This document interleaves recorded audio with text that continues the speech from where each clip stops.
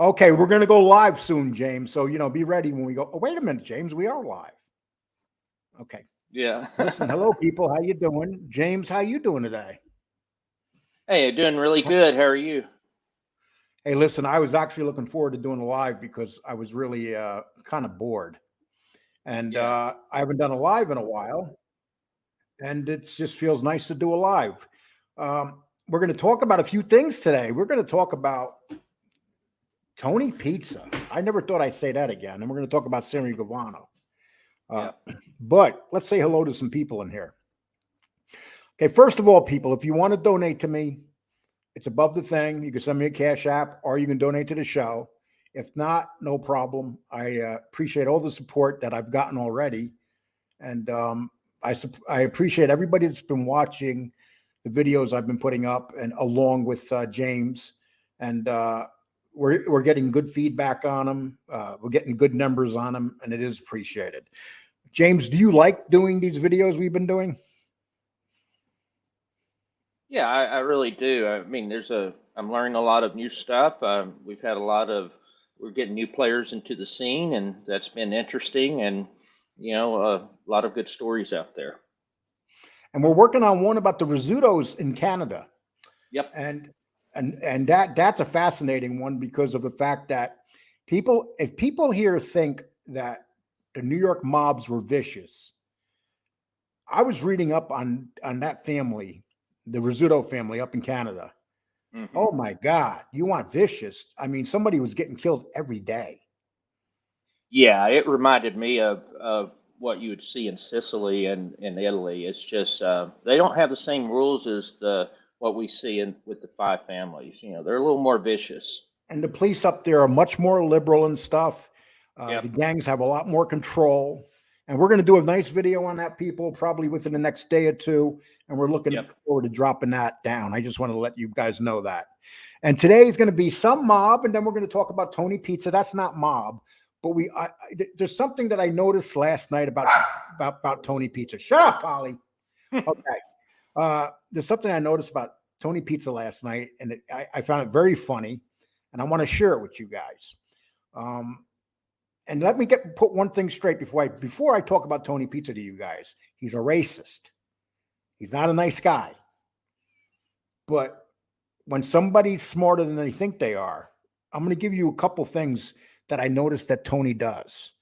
Uh, but I don't support Tony Pizza in any way. Period.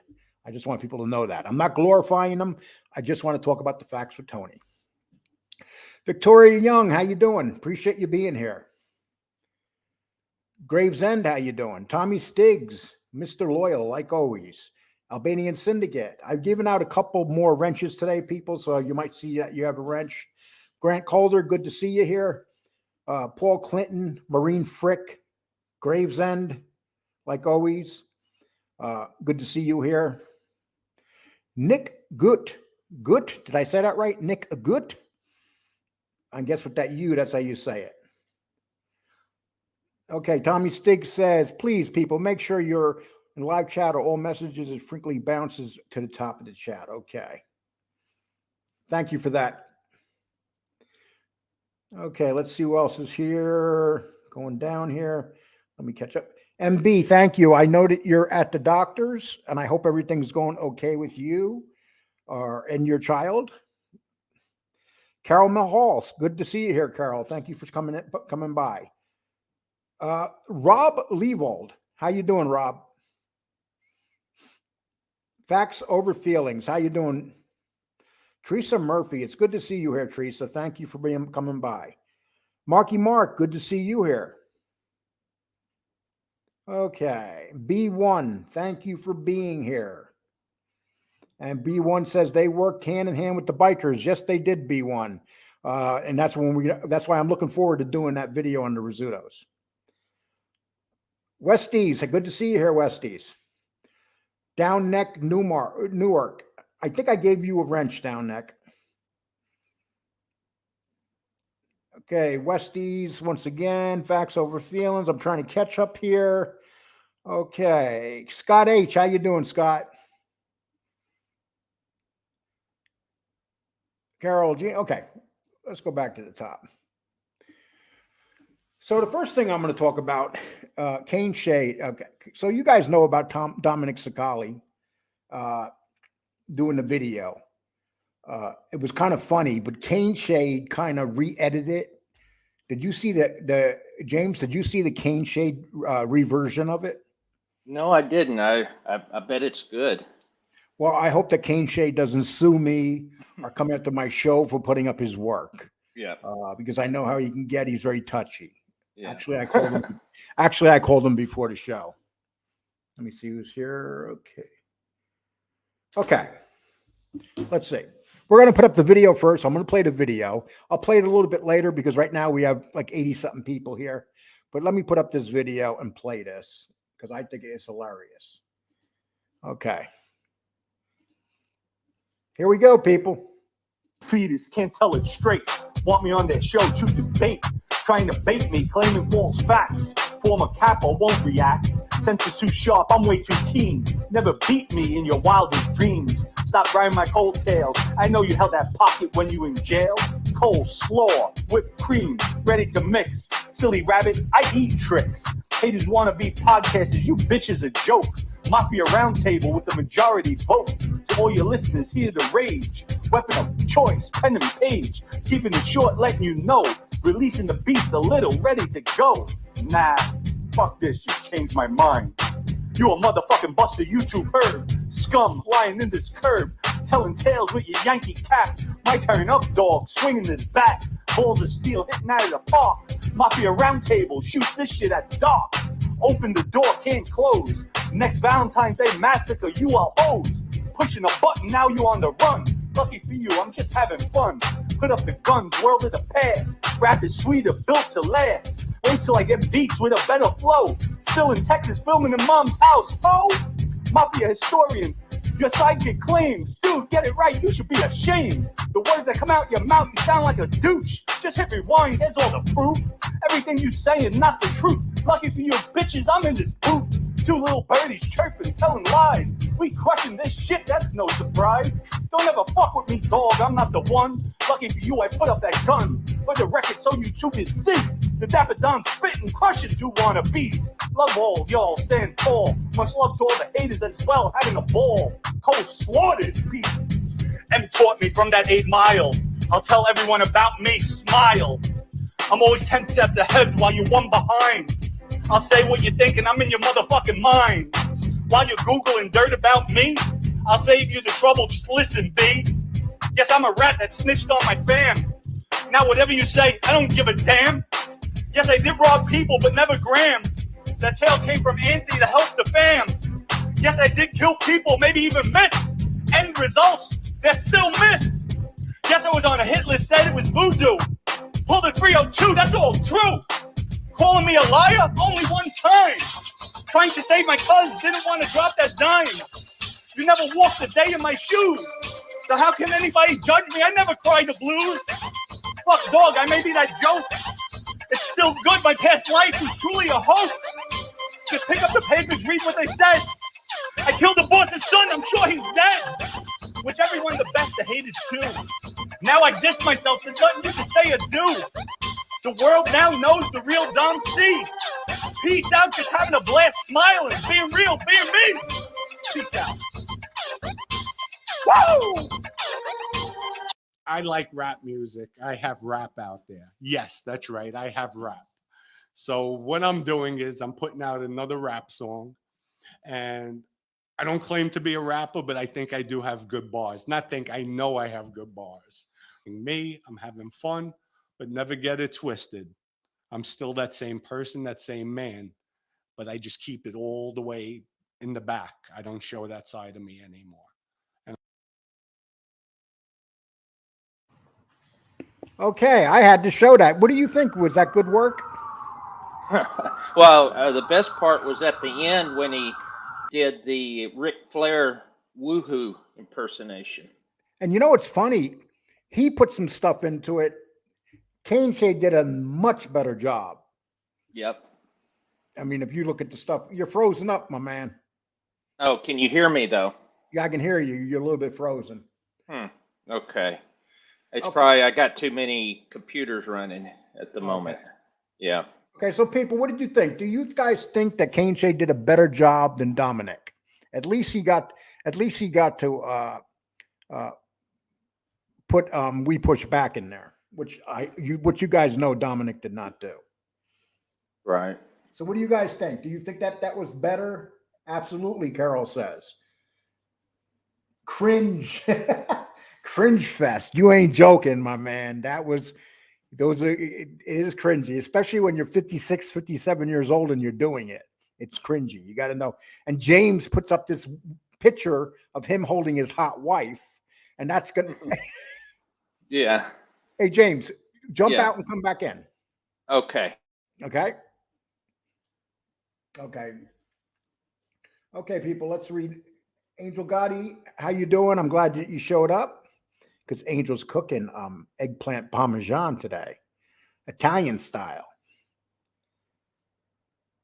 The Truth, better known, aka Mr. Wolf. There you are, Lee Colin James. And we're going to talk about some other stuff, but I'm just waiting. I'm not sure how many people. I just put this show up at the last minute. I'm not even sure how we're going to do today. I'll be honest with you. I look forward to numbers when the show's over, and I want people to come back and look at these when it's in the library. I'm going to talk first of all. I'm going to start with Tony Pizza. You know, I was watching. For some reason, I bumped into Tony's show last night, and I noticed that he was talking about he made $300 yesterday, and you kept hearing his app ring in the background, so you knew he was telling the truth. You know, Tony uses being homeless as a way to make a lot of money. Do you guys realize that since he's been on here, he's been all over the country? Very rarely has he been out in a tent or he had a car. You know, people, we know what homeless people are. I don't consider Tony Pizza homeless. I consider Tony Pizza that he uses the word homeless to make money. And we've seen what real homeless people are. We have real people out there struggling that don't have a way to make any money whatsoever. And the amount of money that Tony, and listen, this is Tony's hustle. This is his scam.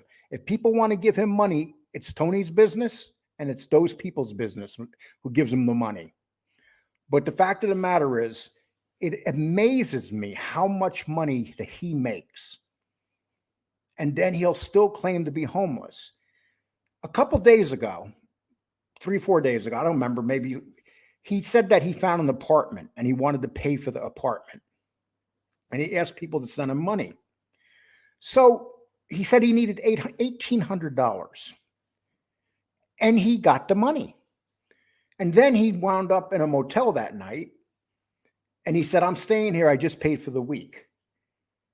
So basically what he did is he told people he wanted an apartment. People sent him money. Then right after they sent him money, he used it for the motel, whatever he's staying. And you know what, B1, you said it. He's not homeless. He's shameless. He's shameless. I mean, but you know, you can't blame the guy for doing it because there's so many people out there to give him money. I mean, it amazes me. This guy has had like 4, 5, 6 different shows where he has shows shut down. Then he gets back up to 1,000. Right away, he gets up to 1,000. And then people say shit about him, call him names and everything. The man makes more money than anybody on here. He has the best hustle on here, people. You may not want to believe that, but he has the best hustle on here. He gets whatever he wants, whenever he wants it. And it's amazing. A certain group of people will give him this money. They don't care about the racism. They don't care about anything he says about anything, any of the horrible stuff he does. They don't care about it. They're willing to give him the money. You better? James. hope so. Can you hear me? Hey, No, no, you're coming in. You're freezing up again. What are you, Danny Trio now? Hmm. You're okay now. Move your yeah, I head. don't know what's happening. Yeah, Okay. Okay. So he's move trying my to remind head. me of Okay. he's trying to bring back Danny Trio's computer. Let me ask you a question. Now you let's be Yeah. honest. You gave Tony money, right? Yeah.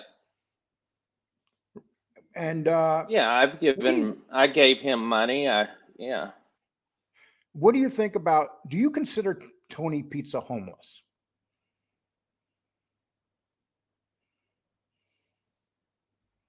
Well, I mean, Nah, I don't know don't what beat you'd around the call it. bush. It's not homeless, but it would, I mean, All right. he's living in hotels. I mean, he's living better than a lot of people, you know? He eats lobster and steak. So, yeah. So what do you think? it's hard to say he's homeless.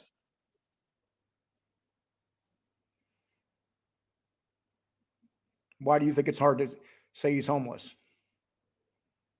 No, I mean, to me, when I think of homeless, I think of someone being at the side of the road begging for money or, living in a box. And, he's actually living in a How about a family that 200. gets burnt out of their home, or Right, someone that loses their job and has to go stay at a shelter? right, That he'll never stay at a shelter. I mean, when you think right. about it, the best thing that he ever did was find YouTube. YouTube has been like a bank account to him, Yeah, you know. And I just found it amazing because people that I know that support this show were in there supporting his show. And I have no problem with that. People have the right to support whatever show they want to support. But the fact of the matter is, people who are supporters of other shows go in there. I heard one guy said to him mhm, last night, I like Lee, I like Angel, and I like Tony. I don't care what anybody says. I'll go to all three of their shows and I'll support all three of their shows. yeah. And, I haven't had anything to do with Tony in 6 months, 7 months, 8 months. Right.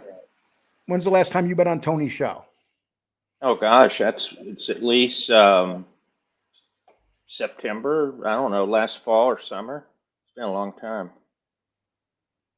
Yeah, I just find it incredible. And Josie's here. Josie could say thing. He says horrible things about Josie.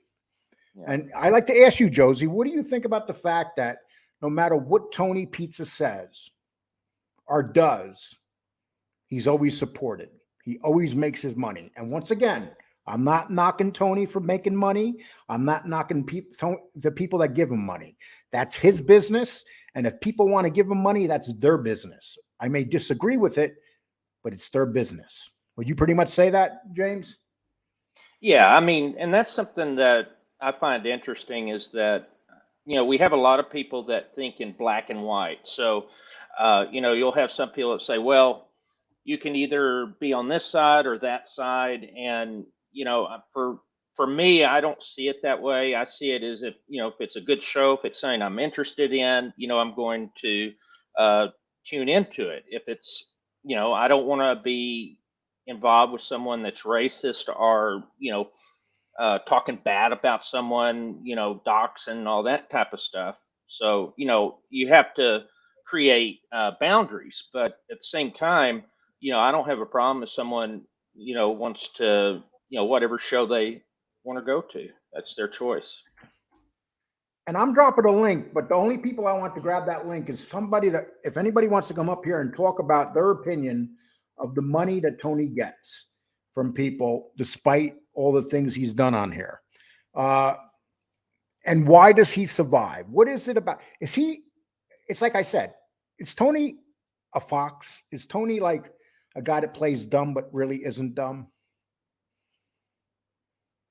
Yeah, for me, I think he definitely does. I mean, and you have to admit, he can be entertaining, and so I mean, people like that. So, I mean, you may not agree with what he's saying, but a lot of people find him entertaining. Well, and look at all the negativity and all the anger and all the horrible things people do on here to each other, pulling Yeah, up their personal stuff, showing right. family, all this stuff. I mean, Yeah. what makes them any better than him? No, that's a great point. Anyone that does that, they're doing the same thing. You put them in the same category. There's no difference. I mean, a lot of people, what I'll hear is, well, they did it first, so I'm going to do it. Yeah, that's stupid. Or they'll say, well, I didn't do it, but they'll have their fans or their followers get the information for them. So, I mean, that you're still culpable when you do that. Yeah, you are. And Tony puts up a lot of shit about a lot of people. He Mhm. said a lot of stuff about my brother, unforgivable stuff. But the Right. fact of the matter is, I'm bringing this up right now because of the fact I'd like to know what people's opinions are on it.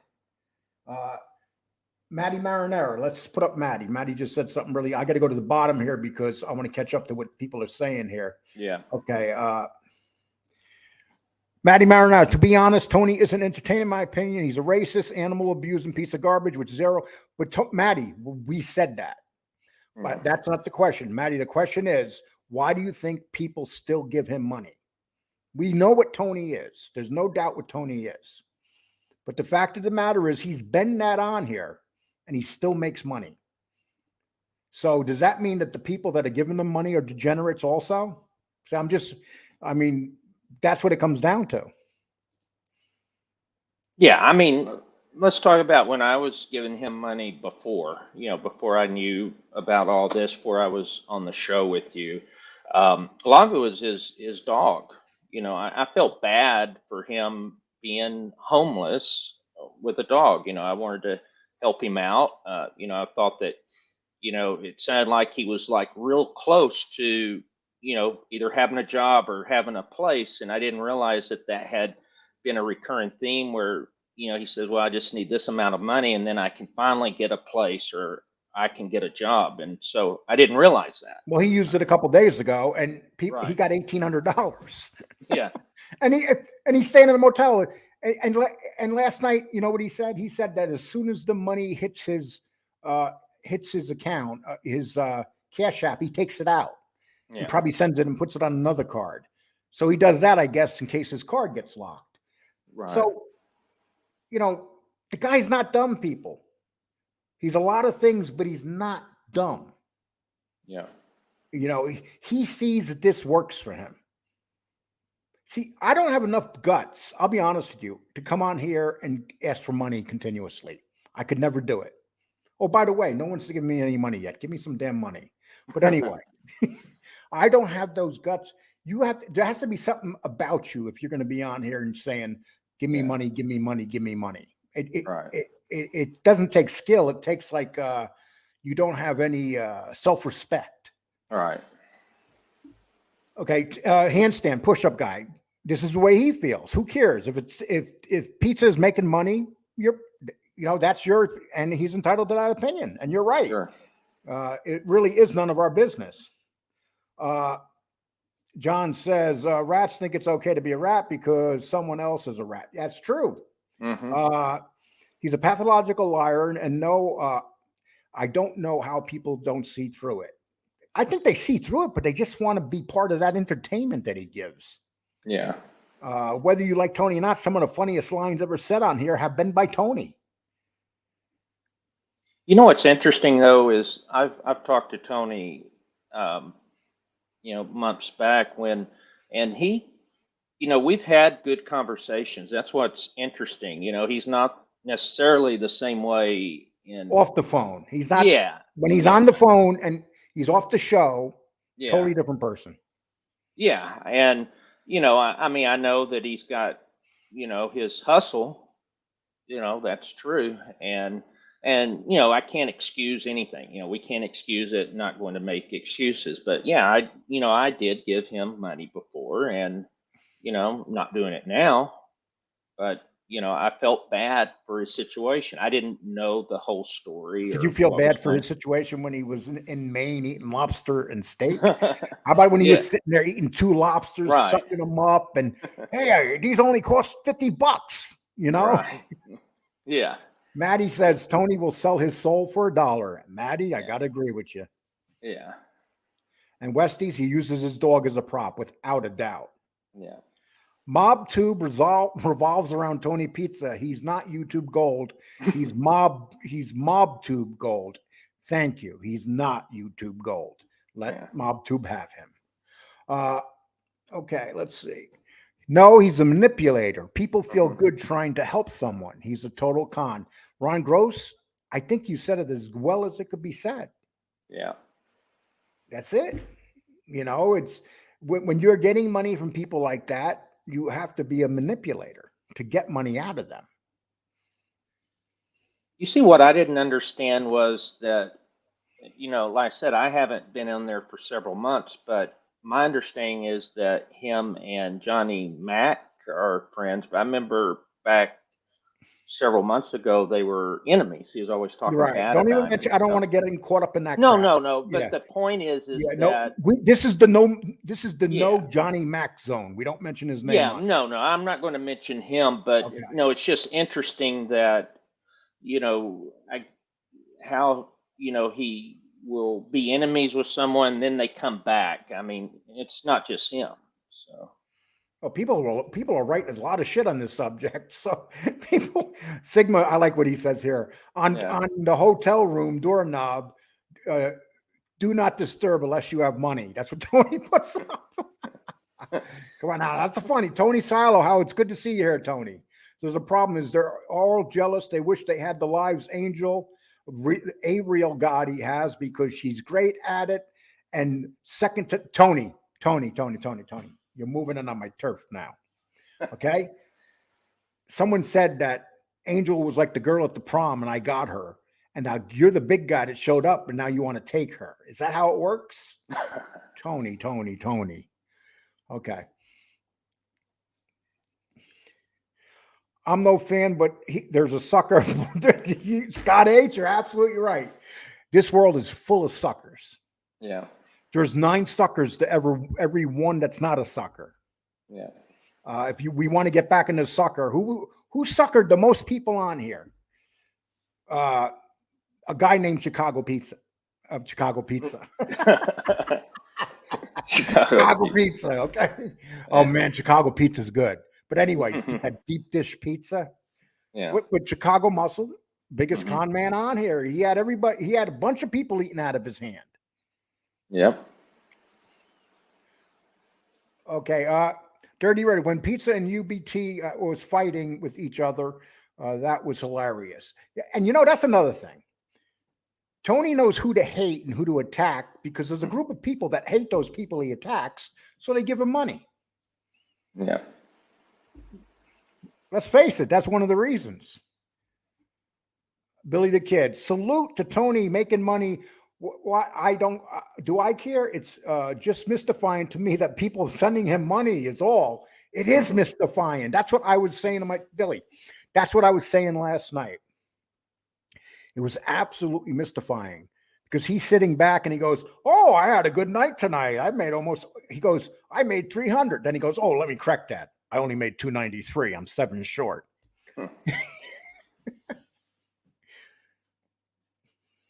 There's certain people who feel bad. He's home. He's not homeless. Let's stop saying that, Mikey. Yeah. We should all be that homeless. He has no woman to worry about. He has no house bills to worry about. No electric bills to worry about. He ain't got no damn bills at all. He ain't got no insurance. All he has is this money, and he could stay in $200-300 a night motel rooms and suck down a lobster. He doesn't eat lobster. Tony sucks them. He sucks them right out of their shell. Now he's going to do a show on me tonight. You know that, right? Okay. Why be concerned? Who gives? I'm not concerned at all. I'm just talking about it's funny. He calls people woke, but who is giving him the money? Tony. Good point. Yes, Tony, Trump supporter, and he hates woke people, but he lives by the woke code. Yeah. Hey, they got a new code for people that aren't woke. Do you hear that new name they use now? No, what's that? Awoke. Awoke? Yeah, you're all woke. So woke means you're not woke, and woke means you're woke. Tony, Maddie has a definite. I think that people that continue to support Tony are just as degenerate as he is. Okay. Far Rockaway. This is good. Who is Tony Pizza?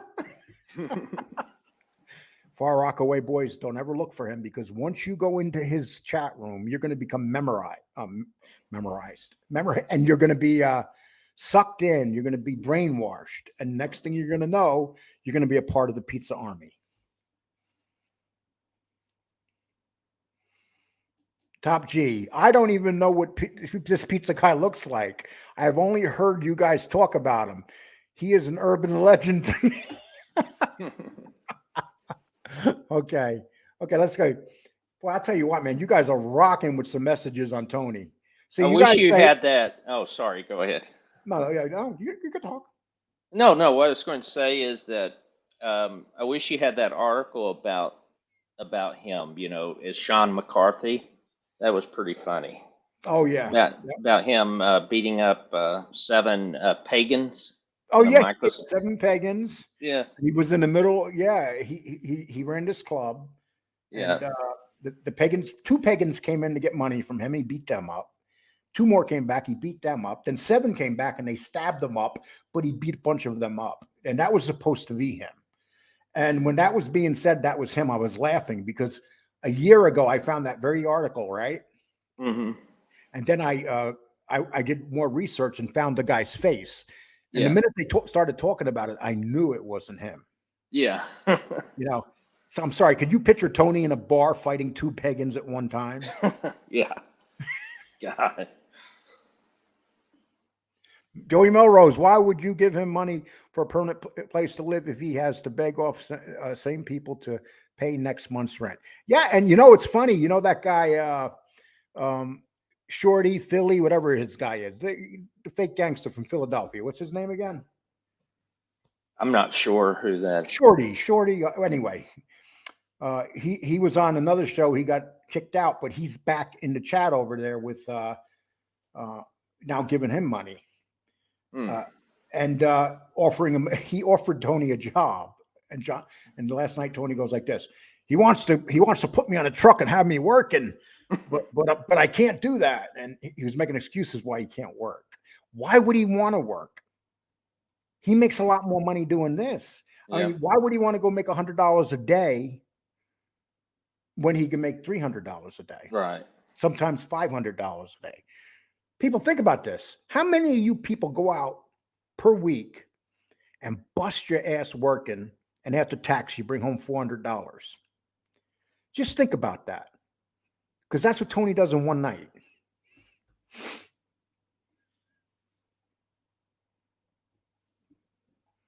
That's what I was thinking about. You know, it's like, yeah, please hit the like button. I really appreciate it. We're at 56 likes right now. Please, let's get that up to 100 likes. I'd really appreciate it. Yeah, I had to turn off the other computer, so I guess it was using too much bandwidth, so I'm not able to watch the chat. You know who the new smartest guy is on here, James? Who is? Tony Silo. I'll repeat since you skipped it. Lee Cole 3 has the best videos and content on the tube. Now, I always said that Tony Silo was an extremely smart man. Yeah. He's a borderline genius. Would you say that? Yeah, great comment. I don't even think he's borderline. I think he stepped over the borderline. Yeah. Okay. Hey, listen, people, I'm gonna drop the link. Anybody wants to come up, you're welcome to come up. Don't be scared. Don't be scared. Don't be scared. Yeah. Anybody that wants to jump up here is welcome now. Okay. Marky Mark, handsome push-up guy. Marky Mark went from stand-up to Lee. Things change very fast. This genre, 1 minute they're friends. No, I've never had no issues with Marky Mark. You know, we've just had some discussions, but I've never had no issues with Marky Mark at all. Most of the people in here are, you know, Grant. I've had some with Grant, but you know, I think we put him to the side. The Hep Mac Pizza Story, we're the best. Yeah. Now they're back together. When I worked in Manhattan, Jesse, how you doing? Good to see you here. When I worked in Manhattan, my partner would hand out 20s to homeless walking the street. They were so thankful because they said they would barely make 40 a day. You know, can you imagine if Tony walked past that guy with the 20? He'd keep going around the block. Yeah. And he would change his disguise every time. Yeah. Is Lee on yet? I can't see him. It must be because I'm kind of thinning out. I'm hard to see. Lee, I think it's peed my pants. Pee-wee. Oh, Pee-wee. That's who it is. Yeah. Pee-wee, who was excommunicated from one show, is back to another show. And he's supporting Tony again, which is his right. But what's funny about that, though, is he offered Tony a job, and Tony started getting all nervous. You had to, what do you mean a job?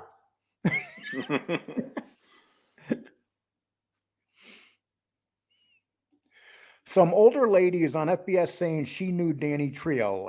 Hey, God bless her. And don't mention his name here either, too. If you want to go to his show, go. A difference is these people work for their money. Bay 8th. Yes. I dropped the link to come up. What the hell's going on today? I got all these people in the chat room.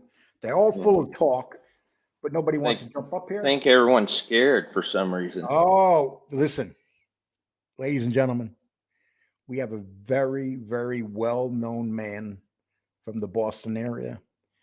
He's here right now. God, why am I doing that? I'm starting to sound like SoFlo. Okay. Well, anyway, Chicky, turn off your show. Turn off the show in the background, Chicky. Hold on. Can you hear me? Is it still in the back? That's a lot better. Thanks. You know what it is, Chicky? You just want to now? Yes, you just want to be a star, Chicky. You want everybody to hear your voice, including you.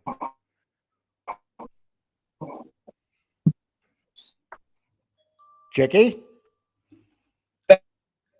I can't hear you. Hold on. I'm gonna call it. I'm gonna in Lee. 1 second. All right. Okay. So It what's sounds up? like a lot of us are having bandwidth issues today. Why? Yeah. You all not got the sure. same cable company? Maybe Comcast is who I have Xfinity. Usually it's pretty good. I don't know what's going on today. Okay, it seems like, let's see what John Wolf has to say. It seems like the content creators and their fans have killed someone and eaten them together in a cult like a ritual. You know what, John? With those teeth, you can break through any bone. Okay, but anyway.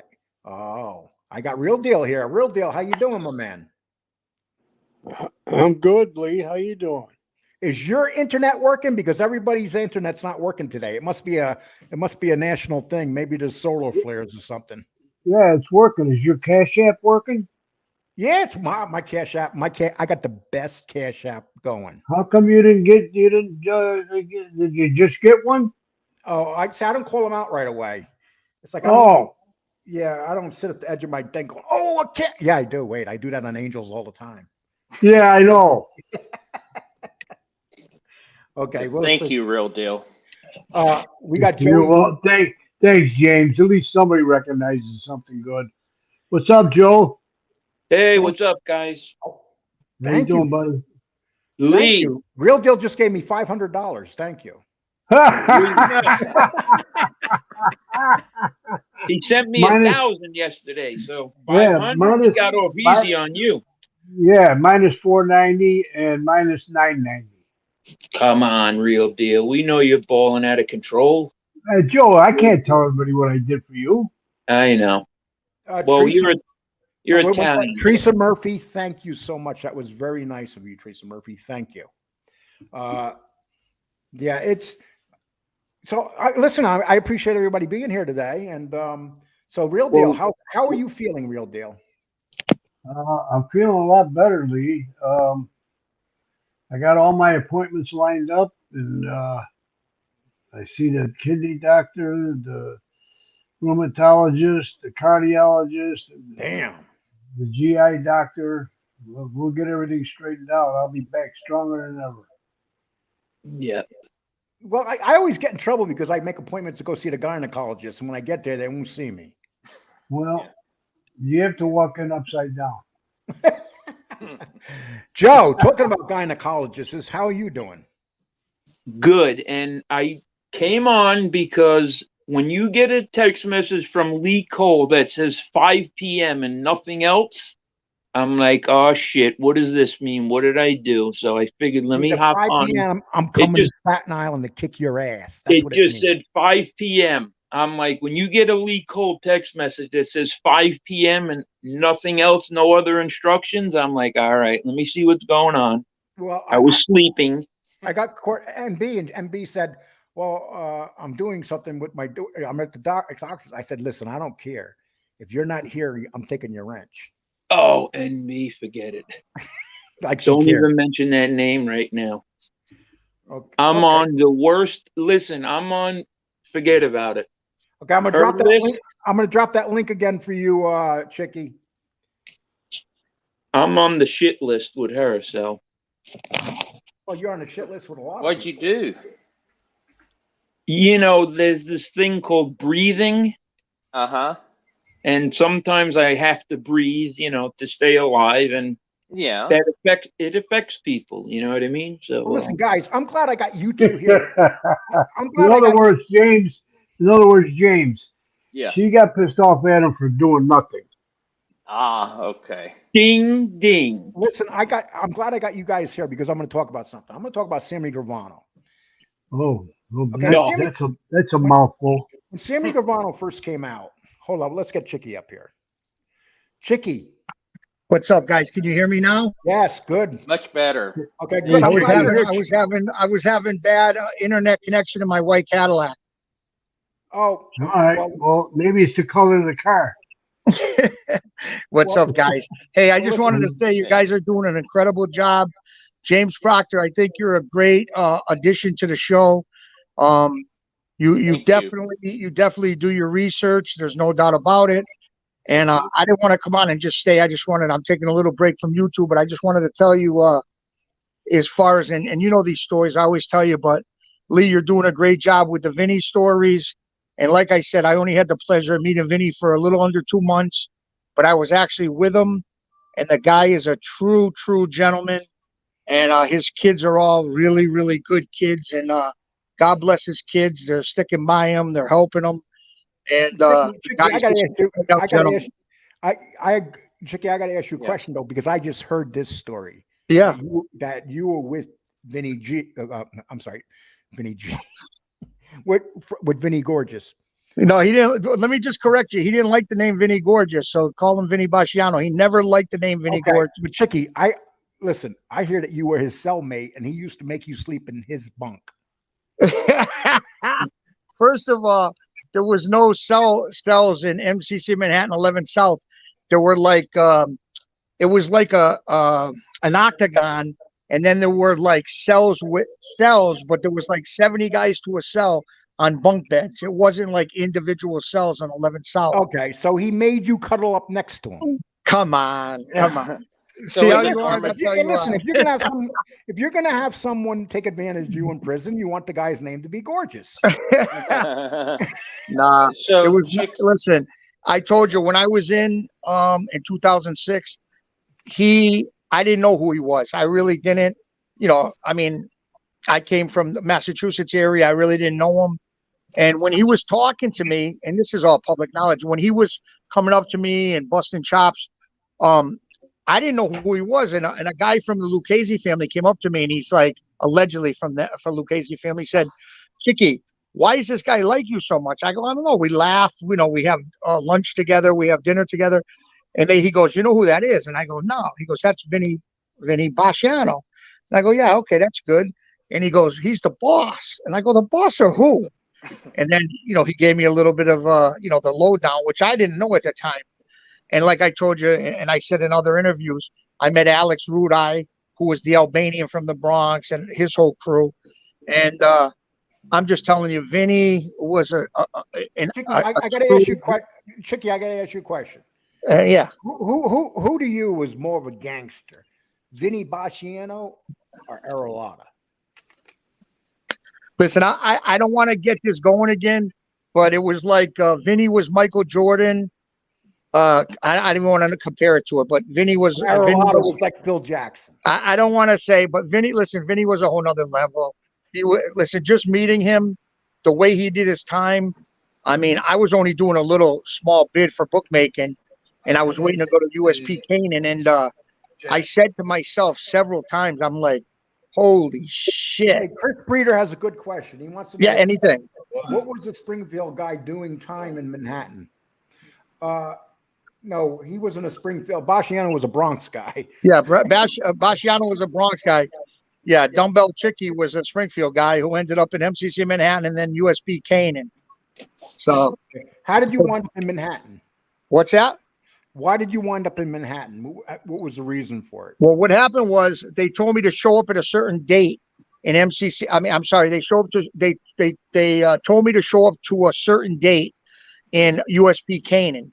You know, like a self-report, which doesn't happen to a USP. But I only ended up in the USP, I mean, in the penitentiary for about a month and a half after I left New York MCC. And then they put me, because I had no violence. I had no violence at all. So I went to the camp after about a month and a half in USP. And the camp is like right next to the prison. It's got the fence around it. And essentially, if you get in trouble or you escape, whatever, you go right to the USP. So you were playing tennis. So you were at a place with tennis courts. No, there was no tennis court. Don't listen to that bullshit. Pool? Maybe in 1978, when Goodfellas, they were cutting up the onions and making dinner. That didn't happen in 2006. Okay.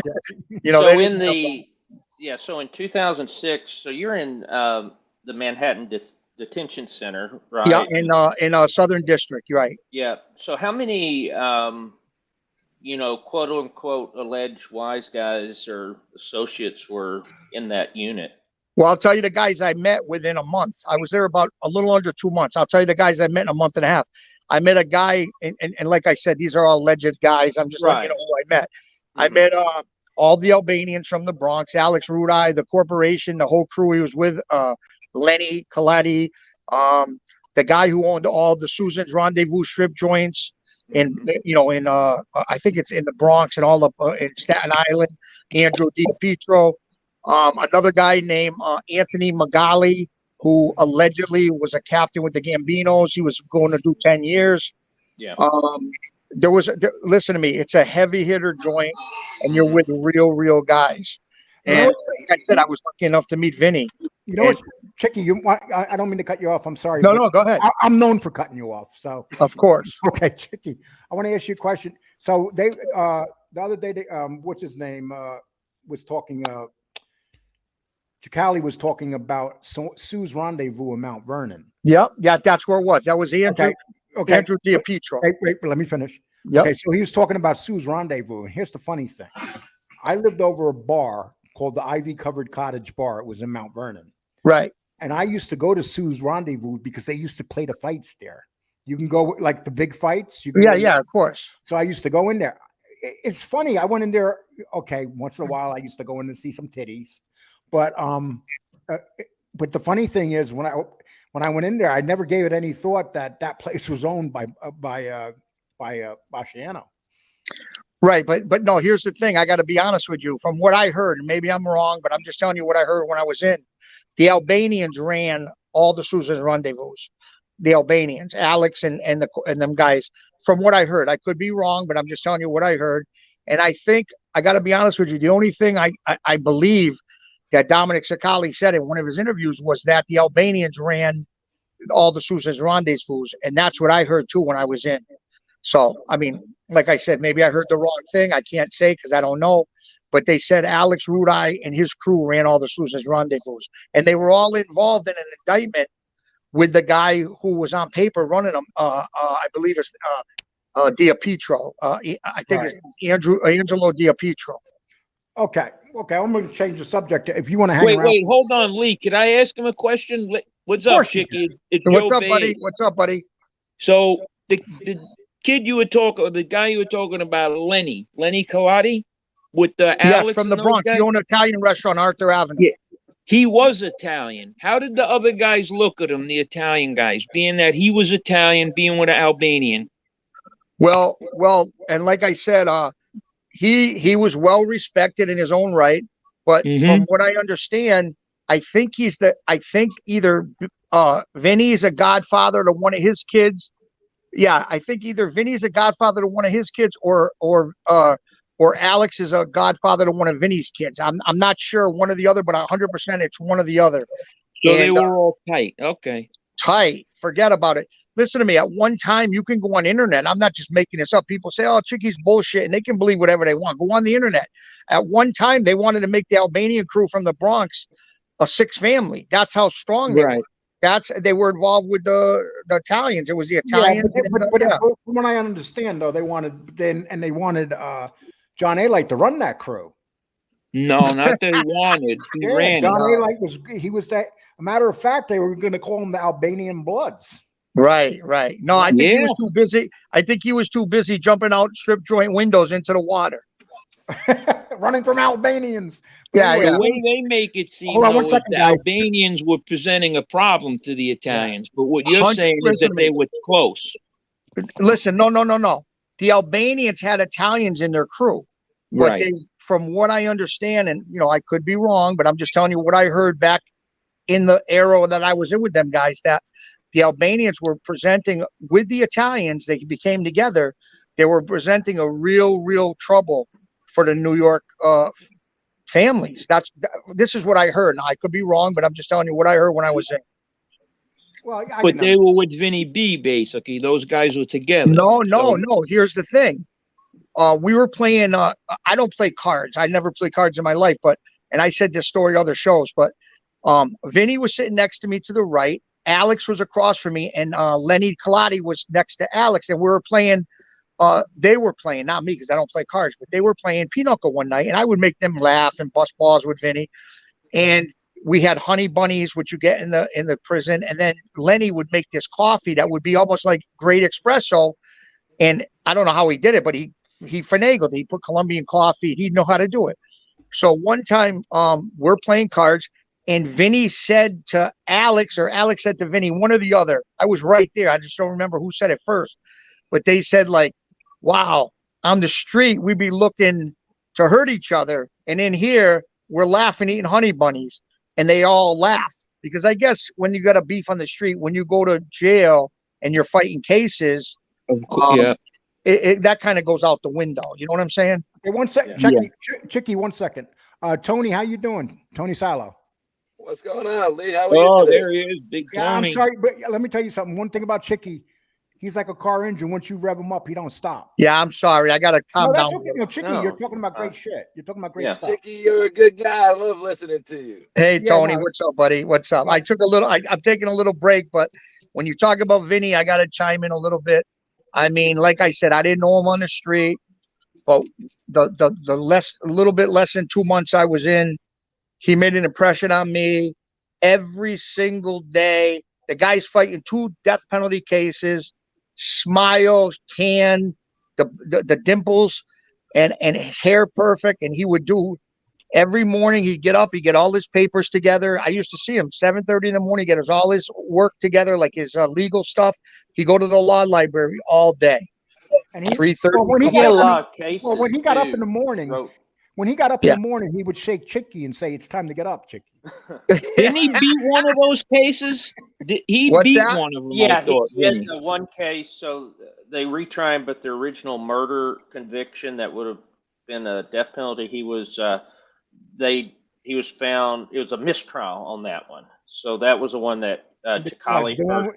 And the one with the judge, because they felt like the judge felt like it was entrapment. Right. That his boss was trying to entrap him. Right. Lee, I had said this to you on Josie's show, but I just want to tell you, whoever didn't hear it, you're going to laugh. So my lawyer from Springfield was Dan Hagan, who's a great guy, helped me through a ton of stuff. He's a really good criminal lawyer in our area in Massachusetts. And he went to law school in like right near Stamford, Connecticut, and he worked for a major law firm in New York as he was getting his his experience after law school. And he worked for the law firm that defended Bruno Indelicato, Vinny Bacciano, and Mikey the Nose Mancuso. He was just a guy like that did and Dan will tell you, I can have him come on your show and tell you the story. he was the guy who did like the paperwork, looked into the files, checked on all this stuff. He was like the paper guy. So he told me the story, and he's like, Chicky, I was in the court. They brought Vinny in by himself. They wouldn't put Vinny with anybody. And Vinny came in, and all the prosecutors were there watching. And Vinny come from essentially the hole, because this came from the time when Vinny was accused of trying to kill the prosecutor and all this crazy bullshit they came up with. But so they were thinking Vinny was going to come in like a sad person. Yeah, like looking weak. So Vinny comes in. Dan said it was the funniest thing. The prosecutors were so mad. Vinny comes in with the big smile on his face, the tan, perfect hair. Like, I'm going to take on the world. You ain't doing shit to me. So God's honest truth. So now Vinny gets talked to by the judge and everything, and they bring Vinny out of the courtroom first. So at the end of the day, they're taking Vinny out of I don't know if it was the Brooklyn court or the Southern District in Manhattan, but they're taking him out in the van. And all the lawyers are like out by the van. And Vinny they pull Vinny out of the van. And you know them portholes in the van where they put the guns if anybody tries to, get the people out? There's like portholes in the van. Mm-hmm. You know what I'm talking about? Okay. So my lawyer's all standing with all the lawyers, and he says, all you do is see Vinny's lips in the porthole screaming, nobody cop out. Nobody cop out.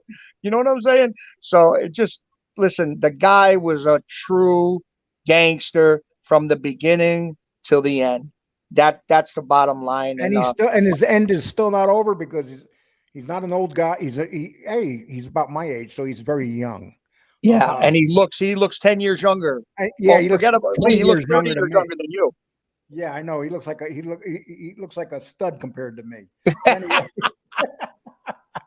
Hey, well, listen, while I got you guys on here, I'm going to ask you guys a question. So James and I were talking about this. Sammy Gravano, and all of you can put in on this. Sammy Gravano, when he had his show on by his original producer, a director. What was the director's name? Carroll? James Carroll. And what was the name of that show? It was the Our Thing. Our Thing. Yeah. Now, it was doing very well, and since then, Sammy has been rebranded a couple times, and he's rebranding yet again. And Carroll has left him, and Carroll basically said that he's not going to be back with Sammy.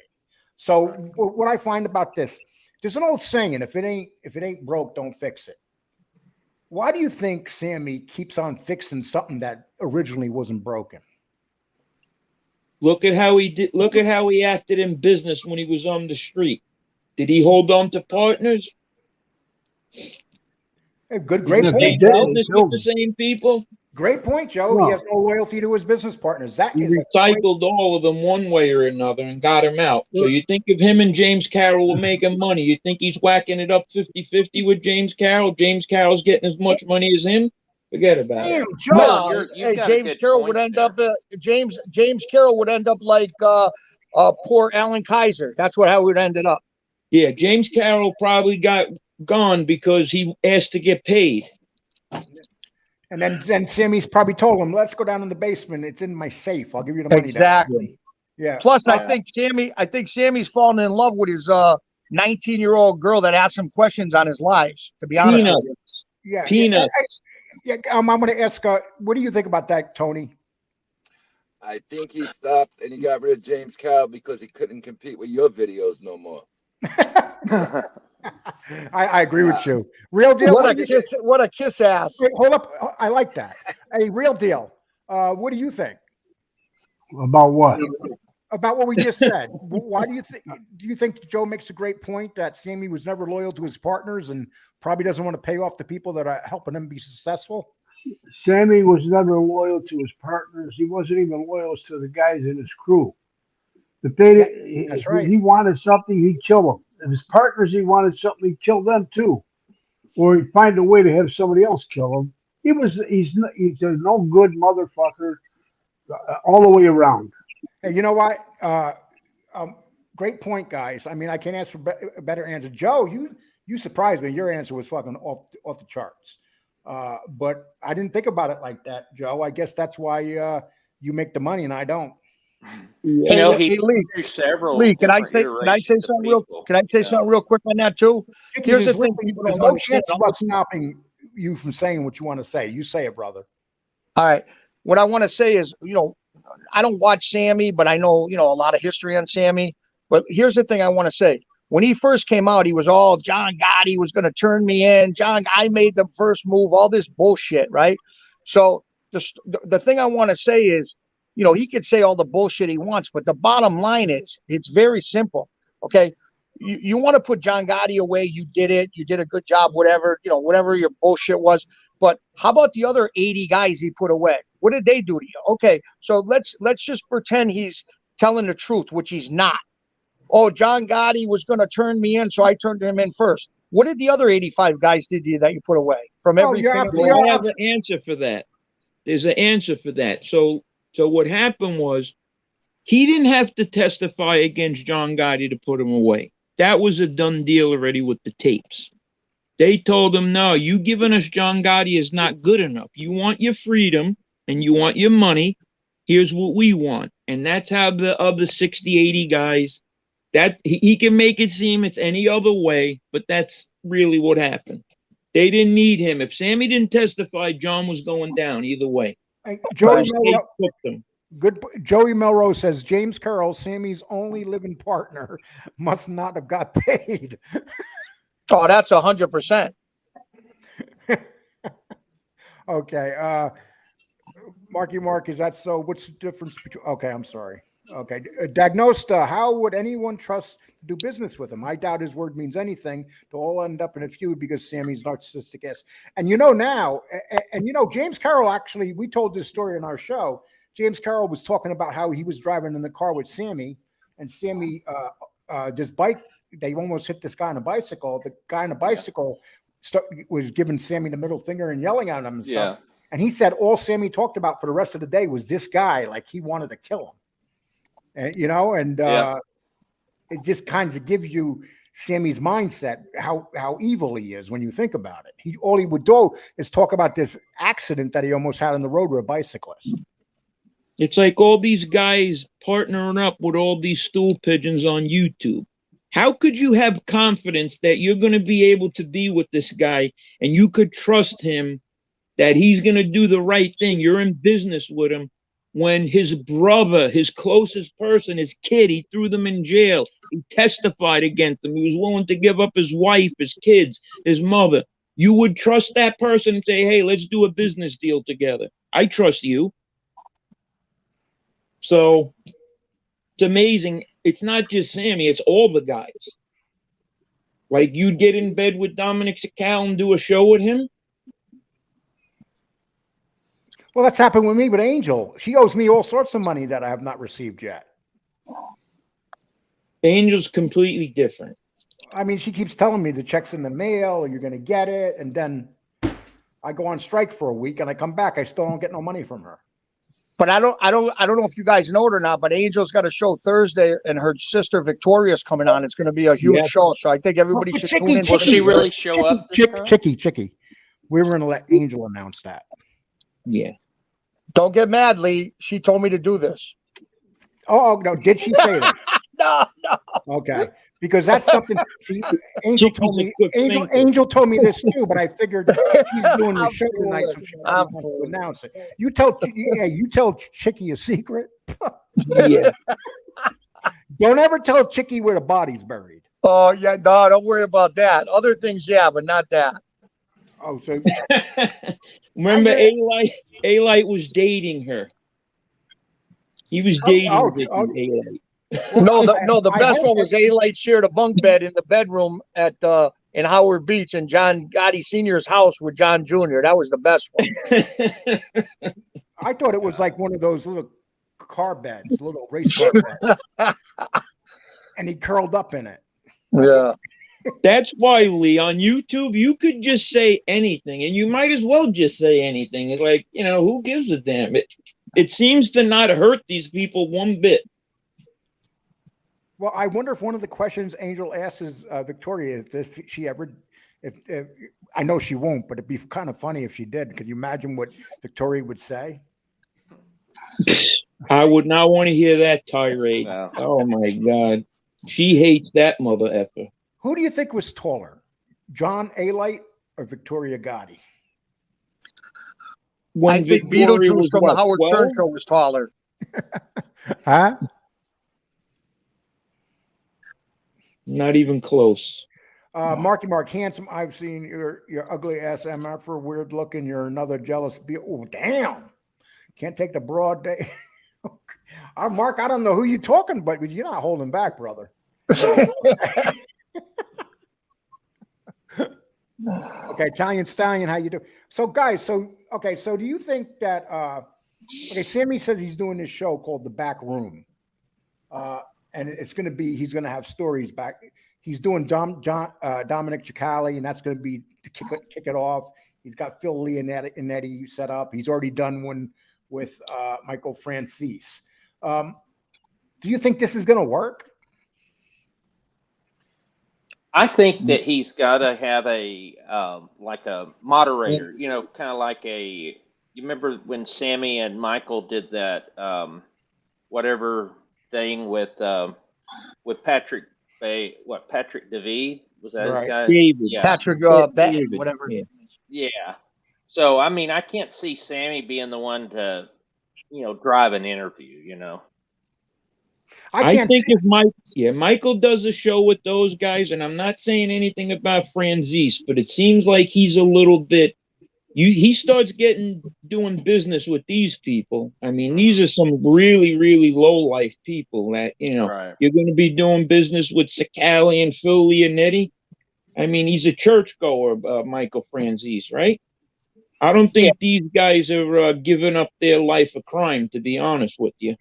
Yeah, Francis won't be doing any of those interviews. It'll be, that's why I'm saying Sammy. It's going to be. I just Sammy's cannot show. picture Yeah. Sammy Gravano doing an interview, giving an interview, being the head interviewer. I hope it ain't going to be that girl. That sounds hotter than You hell. know, that may be who it'll be. Yeah. Greek girl. I hear that Sammy has that girl dress up in a bikini as she's talking to him. If it's going to be him, he's going to have writers. He can't think of questions. You know, it'll be one of those things. He can't so even you remember guys the hear- 3 capos that got killed. Oh, tell him who Sammy said the 3 capo was with. Don't say nothing, guys. Yeah, he said, you know, he did say Sammy Red, and then he said some fat guy and Sonny Red, some fat guy. We know who that was, and who That was the fat guy was Chicky. No, who was the third guy? He said it was Sonny Black. He said Sonny Black was one of the 3 captains that got whacked. Yeah. You know, and did you hear when he tried to announce, people make fun of me saying names? Did you hear him trying to say Cicale's name? He goes, "This Dominic Cicale, yeah, I knew him from the street. He's a tough guy." He couldn't even say his name. He didn't even know who he was. How about Sammy knew him from the street? Hey, Lee, how about when he said, "My good friend from Bath Avenue, what's his name? Calamandro Dradra." And I think he said my good friend from the Bath Beach. My good Bath friend, Beach Boys or Calamandro something. Dradra. So how much money do you think Dominic Cicale is handing Sammy to bring him on? But what I don't understand is, okay, maybe he can interview him, but he don't know him. He never knew him. Dominic Cicale was from like 2000. He said he heard he was a tough guy. 9 months we all later, know he was whatever a it tough is. guy from the streets. You know what I'm but saying? we also know he sang like a bird when the time came. How old is Dominic Cicale? About 54, 55. So Yeah, he's born 55, in 1968? 68? No, 58. 55, 56. 1968. Yes, around 1968 or so. So Sammy went to the can in 1990. So Dominic Cicale was 21, 22. No, he didn't. No. Dominic Cicale was in prison at that time. Yeah, he Right. was. He was in prison in 98. You But know, he no, said he Sammy knew him didn't from say the that. street. No, Joe, Sammy didn't say he knew him from the street. He said he heard of him from the street. He was Okay. a tough guy. That's what he Okay. said. But he couldn't get his name. It was just kind of funny. And I said to myself, you know, there's always that rumor that Jimmy paid him. So how about, do you think that Dominic Cicale's paying him? Yeah. And Well, Dominic didn't he say Cicale he knew got an Eli Oakley shorts. So, Well, Dominic One Cicale second, didn't Joe. even wasn't even on the street until, because he was in Florida, right? He was in prison. He wasn't on the street until. We know that. We know that. Yeah, until Yeah, we know Sammy. Yeah. Sammy was Sammy already just said flipped. he heard of him. But, Yeah. but of course he said that. But you know, Yeah. but we all know what the answer is there, guys. Yeah. So how much? Okay, so Dominic Cicale also won on OC Shorts. So all of a sudden he's on here. He's new. He's getting on these shows. So do you think Dominic Cicale's paying people to get on these shows? Yes.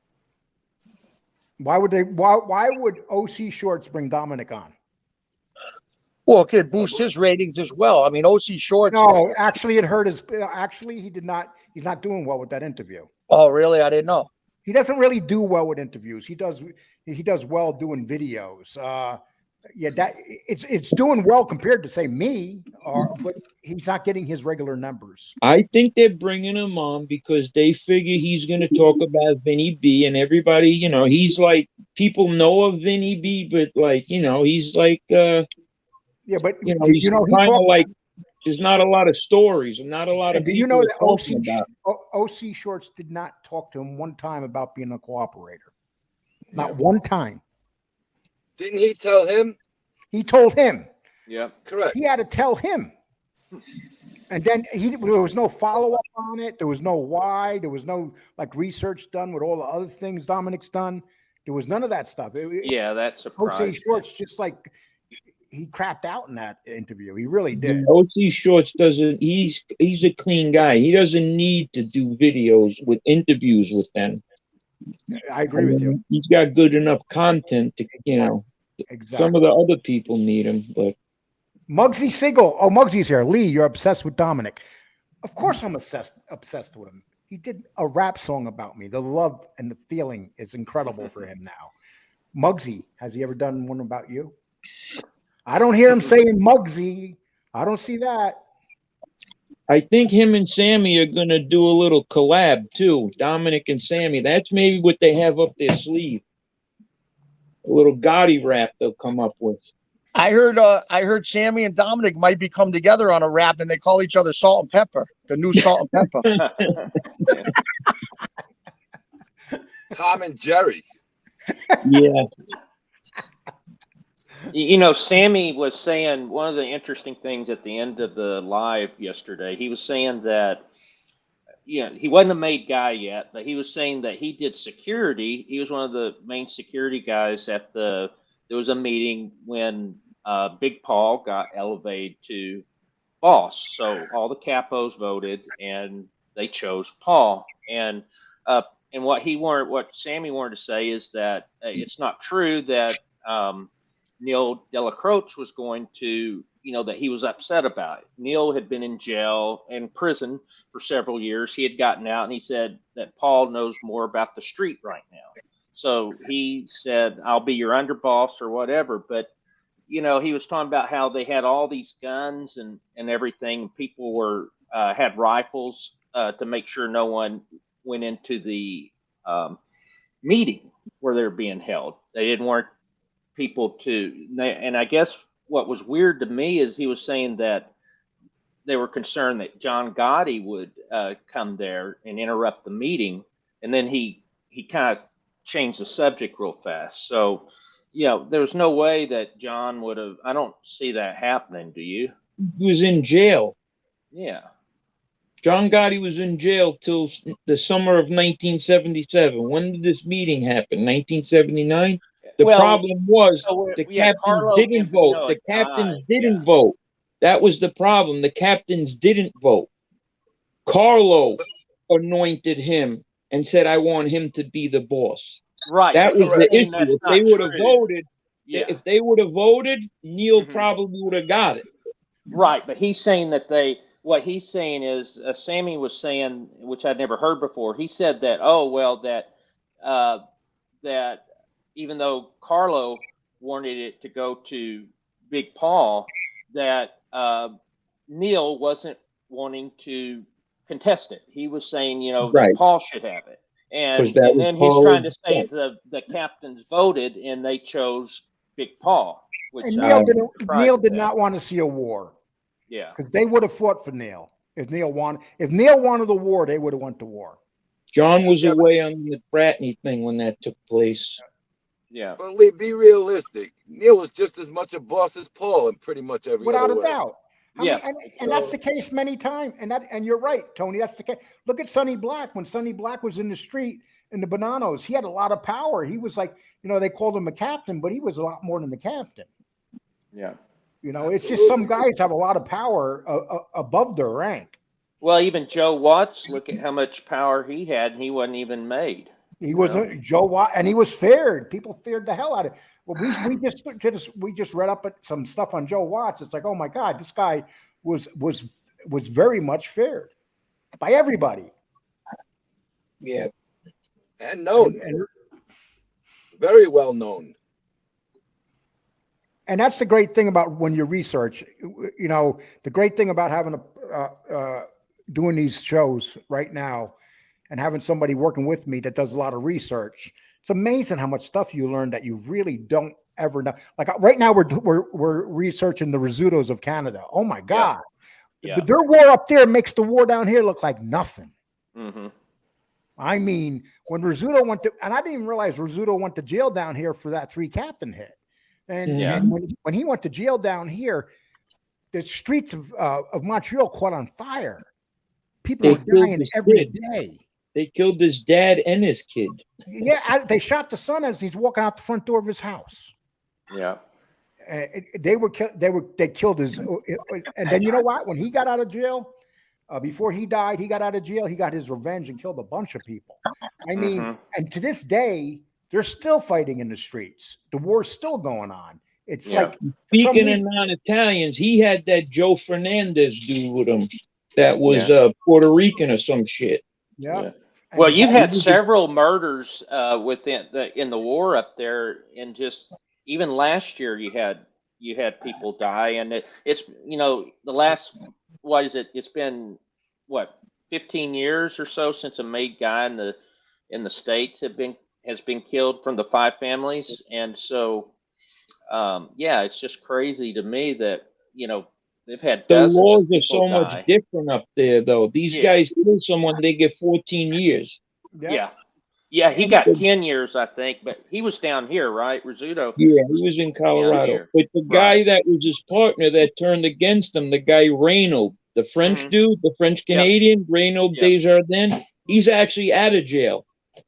Yeah, it's amazing. That's you, Joe. Once again, Joe, you're like a little genius tonight.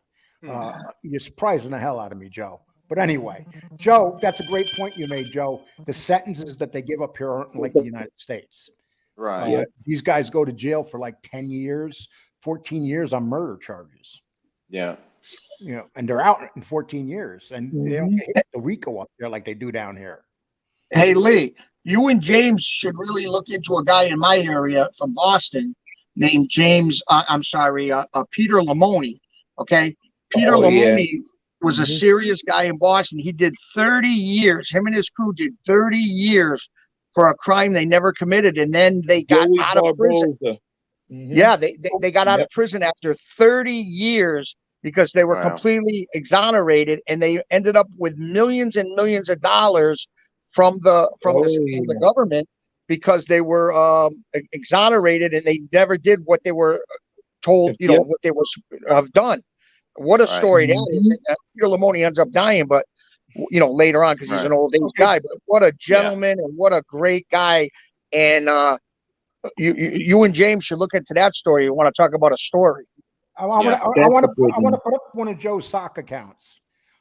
Joe is actually probably one of the most knowledgeable people here on mob stuff. Joe, is this one of your sock accounts? No, that's my cousin. That's my cousin Nikki. Thank you, Nikki. Thank you, Nikki. I'll have that pasta fazool you want in a couple of days. Hey, Tony Silo, what do you think when you hear? What do you think when we have this kind of mob? This is what I consider real mob talk. Do you like hearing this kind of stuff, Tony? I like it. I like sports, and I like this. You know that. Yeah, and it's once a week. Yeah, maybe we're going to start doing more lives. I'll be honest with you. Maybe 1, 2 a week. James, yeah, but we had a good time last. We had a good time last time as well. You have a lot of fun on your lives. Well, James called me up and goes, Lee, I want to get on your live. Come on, Lee, you got to do a live. I know who I am.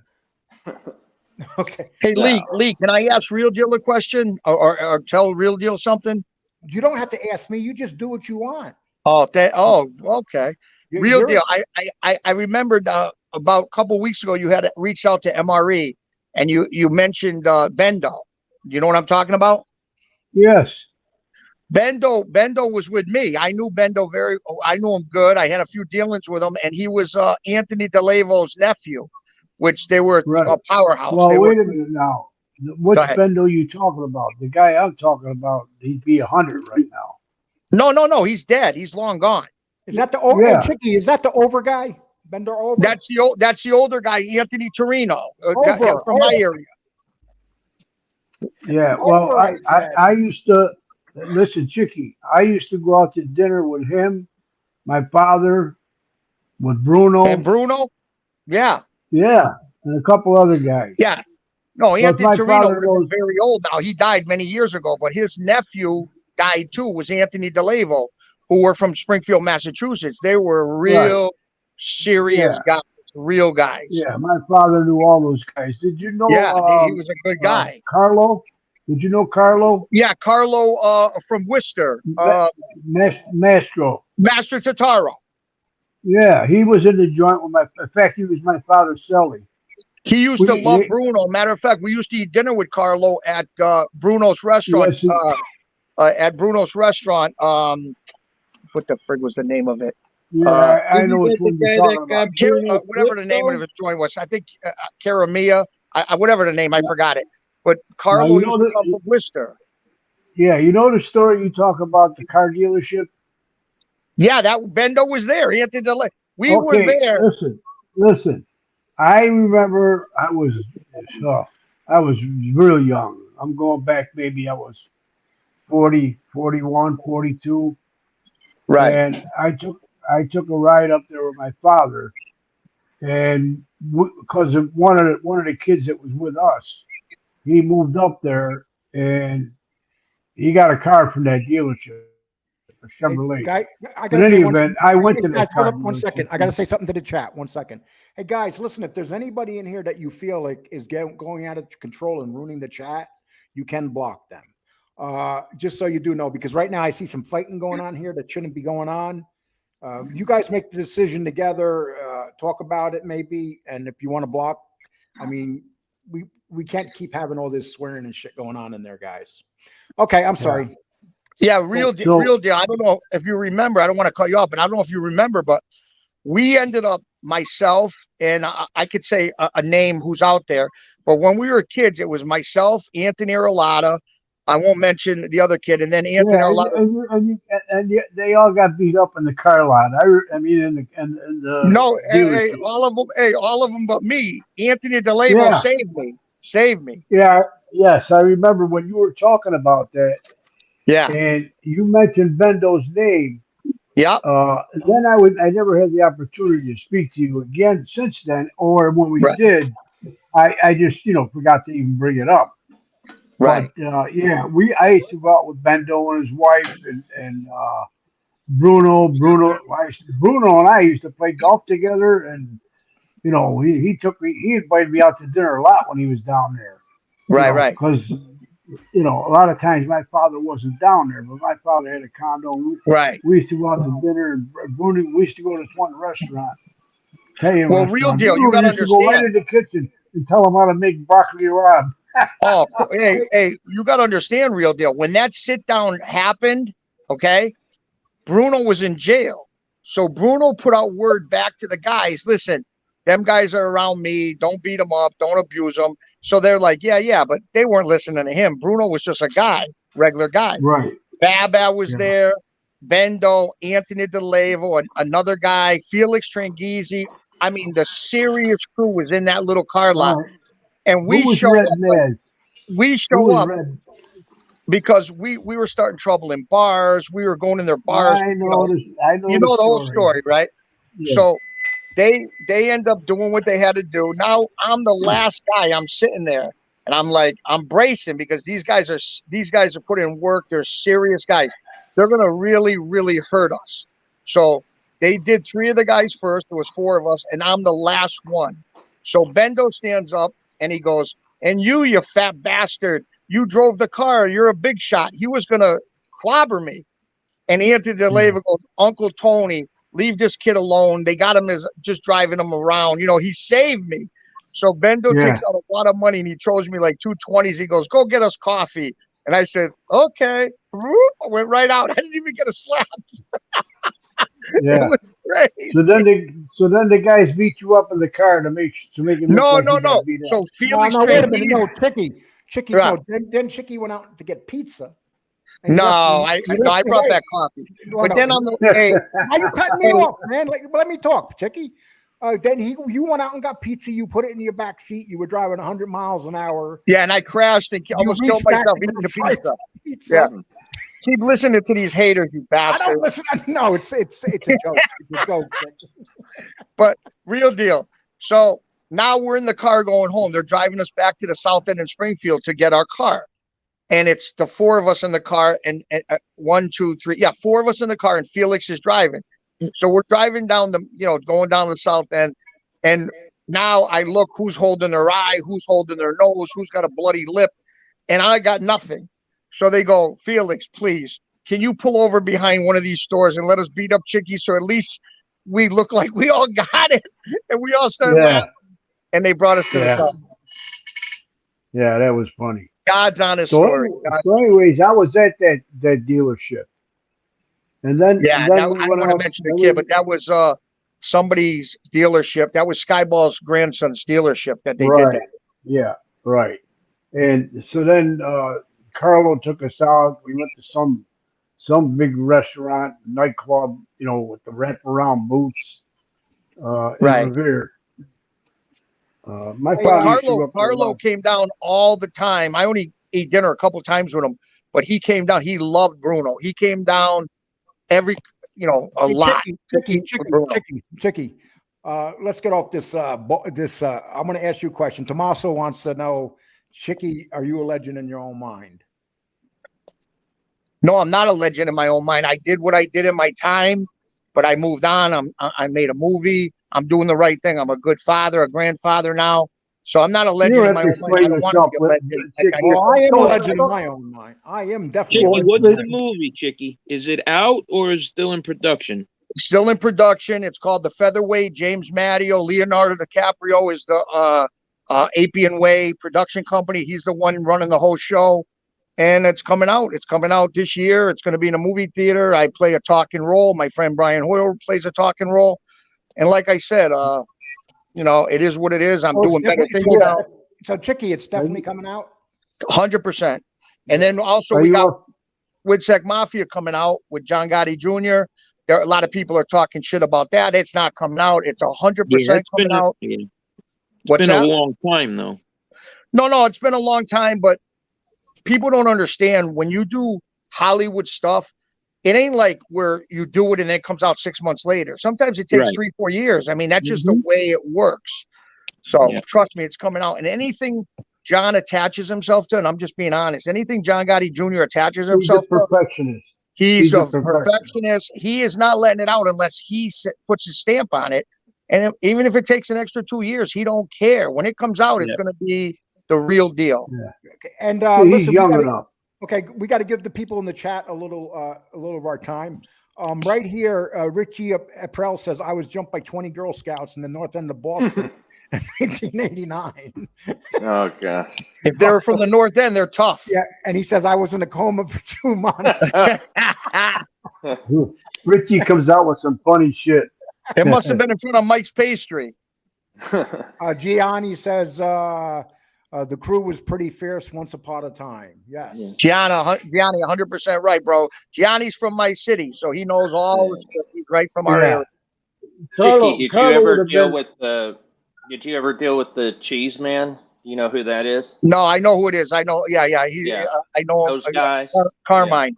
Good guy. Yeah. I never dealt with him, but he's a good guy, and I met him once. A good guy. I met him in Boston. A true gentleman. Excuse me, Gianni. I know Carlo's Carlo's dead, but there's a guy that used to go skiing in the Swiss Alps at 75, close to 80 years old, because he took care of himself.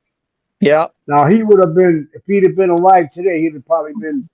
Let's see, he was 4 years older than my father. He would have been 101. And real deal, you got a great point there because Sonny Bono used to take care of himself by going skiing. Yep. Yeah, Does but, anybody yeah, get but that? Sonny Bono ran into a fucking pole, didn't he? I know he ran into a tree. Hey, real deal. Yeah. The couple times I met Carlo with Bruno, it was probably back about 19 maybe in like 1990s, 97, 98. I met him with Bruno right around there. He had like because Carlo was in and out of the can all the time. Yeah, right. So I did meet him a few times, and he actually had like a, he was older then, probably in his 50s when I met him back in 98, roughly, and he had like a 26-year-old girl with him. He was, yeah. No, he So was in his 70s. He was in his 70s then. Whenever it was, but I know he had a girl about 26, 30 years old with him. Hold on, guys. Guys, 1 second. I'm going to do a roll call here because we've got a bunch of old farts up here. Starting with James. How old are you, James? 52. Okay, real deal. 75. Joe. 712. No, Joe, I'm 47. How old? 47. Okay, Chicky. 55. Silo. 50. I'm the winner. So, damn, I'm the second oldest up here. Shit. Hey, Lee. Hey, Lee. God, how old are you? I'm 62. All right. Oh, my I'm God. the oldest up here. So, you guys, I got seniority over all of you. Yes. If you want to take the show over, I'll hand it over to you right now. No, that's okay, Lee. It's your show, but I just want you to know that I have seniority. You're a man of wisdom. Just remember, respect the age because it's wisdom Listen, comes with it. Can you imagine if we're all born and we're allowed to say a certain amount of words before we die? Chicky? I'd be the winner. Chicky would have been expired a long time ago. Chicky would have died when he was 12. I would have died when I was about 6. Chicky, were you a very active, talkative kid, to be honest? Come on.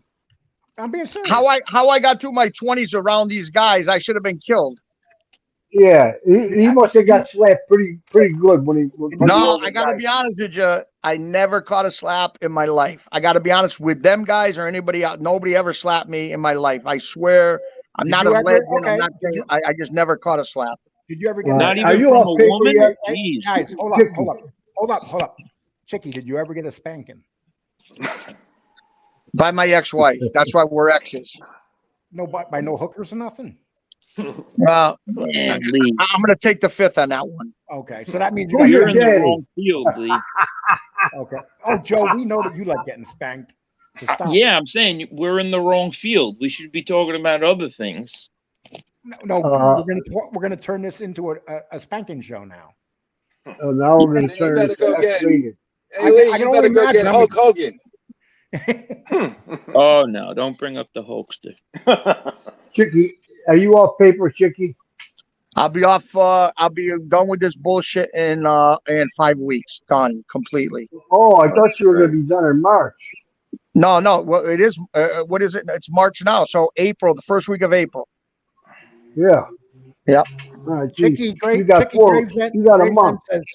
Gravesend says Chicky likes to get that ass slapped. Yeah, in certain situations, absolutely. Okay, let's be gentlemen now. We have a nice woman here, Joy. Joy, how you doing? Bless you. Welcome to the show.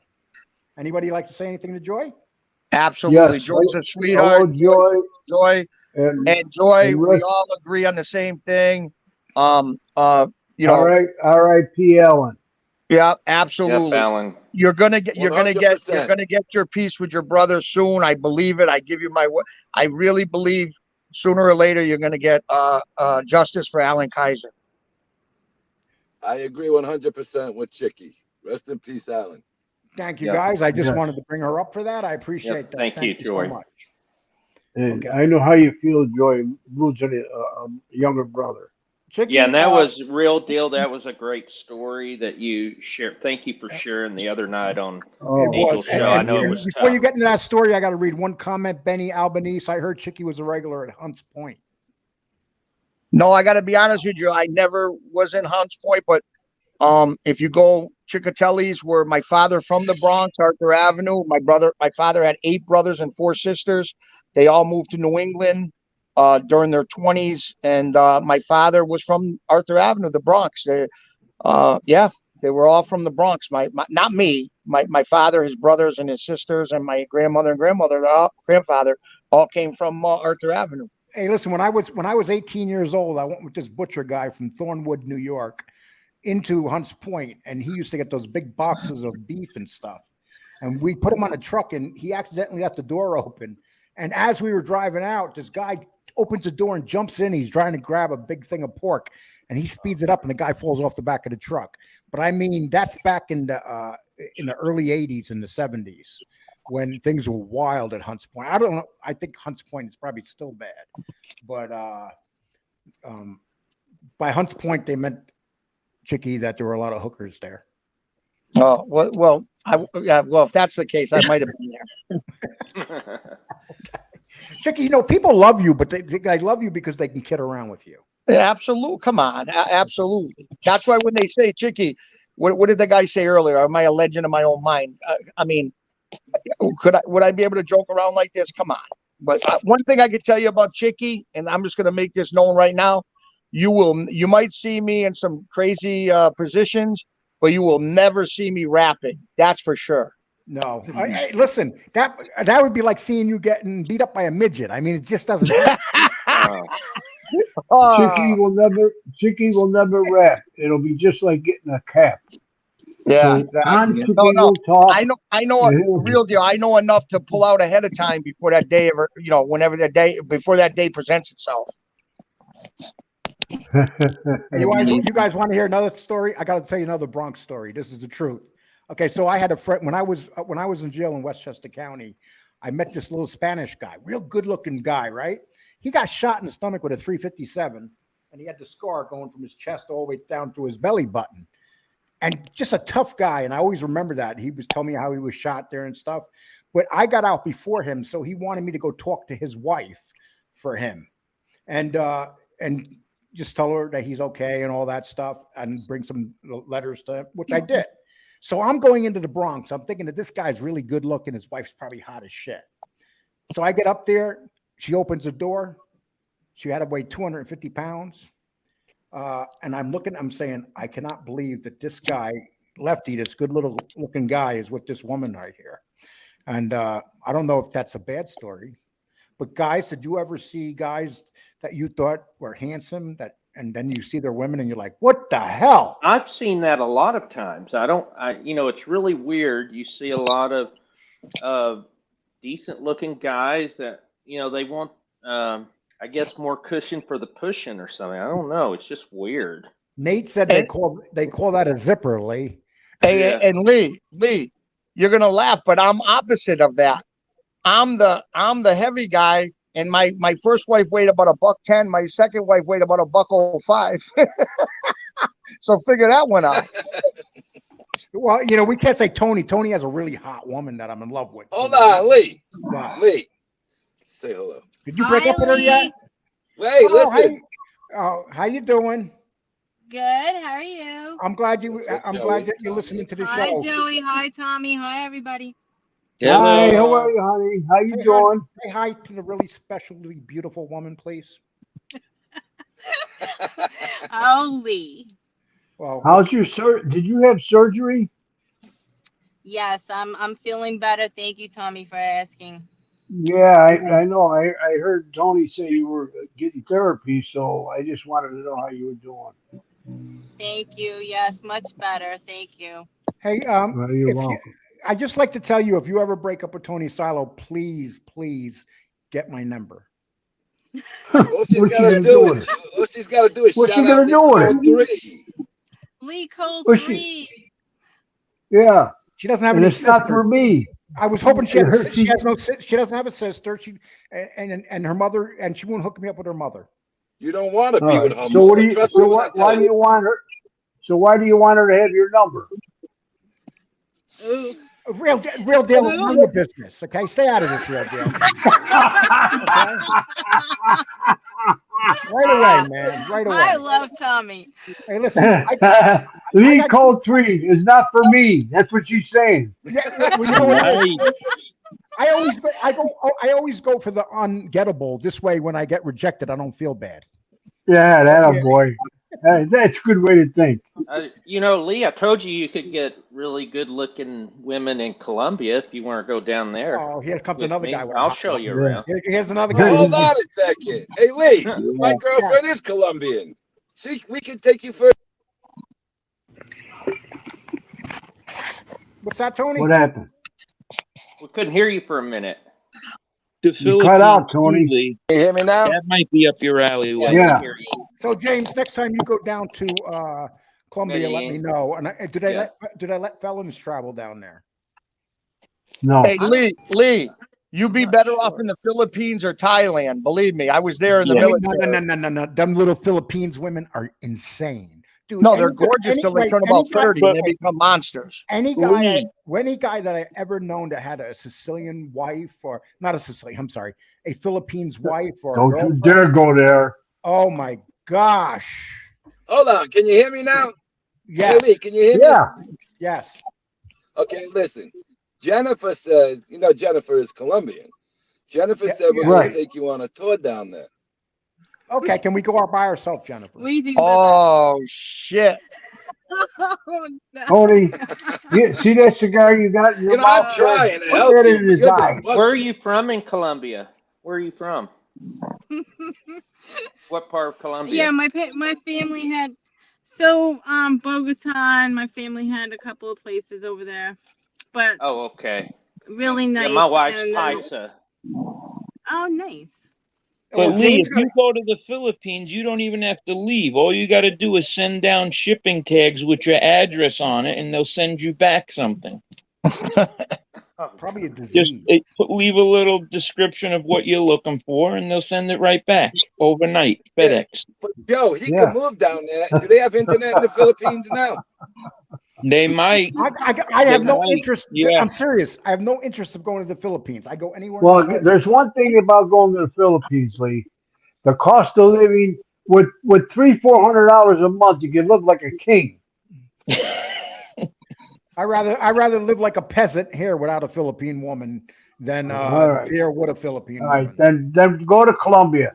Yes, I'm going to Colombia. Okay. Lee, Jennifer Lee, and Jennifer or Zordy agreed to take me to Colombia without Tony Listen, Salo. listen, Oh, listen, my Lee. goodness. Lee, you got James Proctor and his wife. You got Tony and his fiance. They could both take you. The two couples could take you down to Colombia, and they'll hook you up with somebody. Yep. Simple.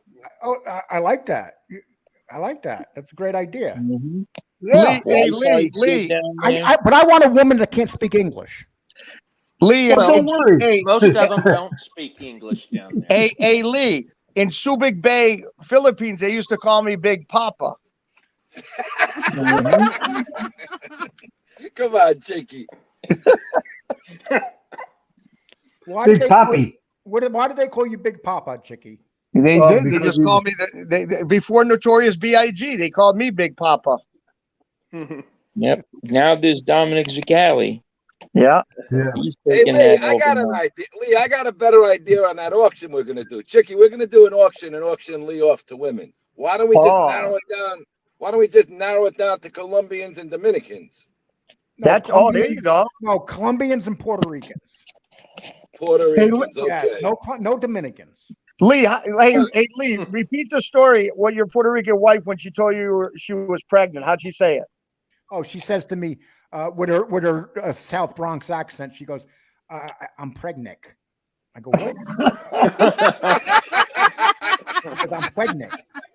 And she had that deep Bronx accent, and she's trying to tell me she's pregnant by saying pregnant. And yeah, I always remember that. I always kid with her about it too. And you know what? I got her this beautiful engagement ring, right? And when she used to walk around, she used to hold her hand up to her face like this, so everybody sees the ring. Oh, God. But then when Where'd we you got to get our the ring, Lee? when we got into our second, third year of marriage, she started taking the ring off. Oh, God. And did you confiscate it? No, she just took it off. Did you confiscate I'd it? love to hear the story of how you obtained the ring. That could be a whole YouTube show. Okay, I could tell you. I bought it in the down where the Jewish section is, the Diamond District. I went in there. 47th Street. Huh? 47th Street. Yes, I went in there and I finagled the guy, and I probably paid too much, and he probably laughed when I left. So how much Where did you that get money it? come from? How well, that's Okay, not, well, Joe, listen. the big Remember, Joe, this the is bigger 19 question. I paid $800, and that was in 1984. All right, so Lee, now where the did you bigger get question is, engaged? Huh? Where did you get engaged? Where did I get engaged? Yeah. I think we were in bed, and I just said, "Will you marry me?" Ooh, Oh, romantic. Tommy will tell you. I got engaged in Walmart. Oh no, Really? actually, I got Yeah. engaged. Yeah, I got and then engaged. Tony almost beat the fuck out of the guy behind him.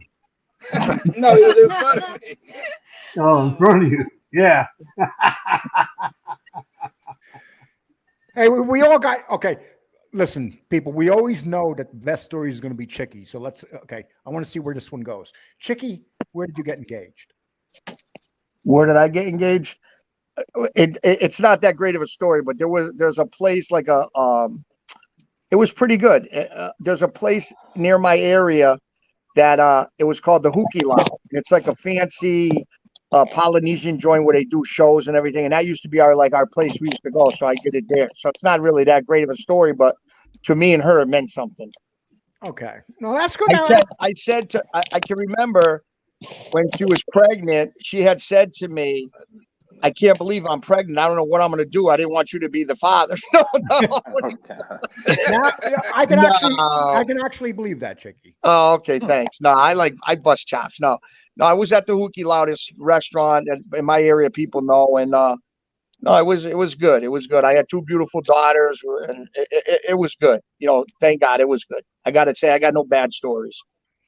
Okay, Yeah, I got a bad story. Oh, But I got make it bad. Make it bad. Like a well, murder. well, it was bad. It was bad for me because what happened was I got engaged and then I got shipped out overseas to South Korea in '69. Well, I don't know what happened, but we broke up and she brought the engagement ring to my father's. I got a Dear John letter from my father. From your father. Because she brought the ring over to him and said she can't marry me and all this. And she didn't have the nerve to write me. So my father had to write me. How long were you together with her? 18, 20, about 3 years. Oh wow. Okay, Really? guys, I'm gonna do another thing, guys. How many times have you been married? We'll start off with James. I'm on number 3, but I've been married 10 years this time. Okay. No, it doesn't. No, how many times you been? How many times, real deal, have you been married? 4. Okay, that's 7. Okay, Chicky, how many times have you been married? Twice, and it's over for me. I'm done. Twice. So you've been married twice, and Tony Silo? One time. One time. Wow. Okay, and Joe? Uno. Okay. Wow. That's 11. Okay, so I'm 3. We got 3. We got 5. We got. That's not that tough. We got 10 divorces up here. That's not too bad. That's not A too lot of bad. money. Yeah. You rounded it off. Going around. Yeah, we rounded it off. It's about 10 divorces. But Yeah. can you imagine? So I wound up marrying that girl that broke the engagement anyways, but that lasted 7 years. Then I was single for 2 years. Then I got married again. That lasted another 7, 8 years. I was single a couple years, got married again. That lasted 7, 8 years. Then I got married again. That lasted 10 years. I got a better question now. James, how many hookers have you been with? Oh God.